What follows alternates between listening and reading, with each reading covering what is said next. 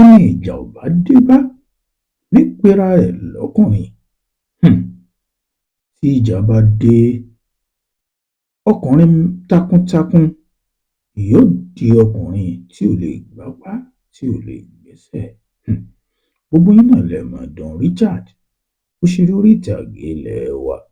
Ó ti sọ̀rọ̀, ó sọ̀rọ̀ àánú abiyamọ ṣe mí.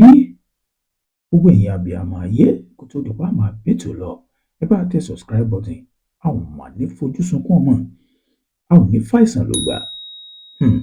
Ó sọ̀rọ̀ níbi interview Bíọ́lá Adébáyọ̀. Kí ló sọ gangan? Ẹ ṣàdúrà lẹ́ẹ̀kan sí i, kẹ́ ẹ subscribe. A ò ní fojú sunkún ọmọ, a ò ní fàìsàn lògbà. Ẹ jẹ́ a máa bẹ́tò lọ.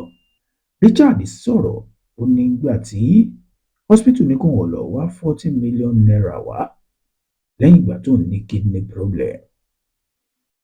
Kò sí rárá, kò sí lẹ́yìn.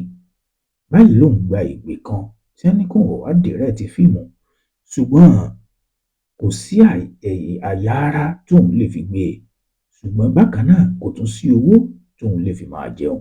Òun sọ fún ìyàwó òun àfi kóun lọ káwọn ò lè rówó sáyé, kóun lè rówó tọ́jú ara òun.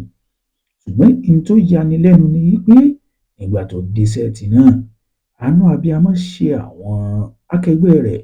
Wọ́n ní sí Don Richard kọ́ yìí torí pé kò sẹ́ran lára mọ́.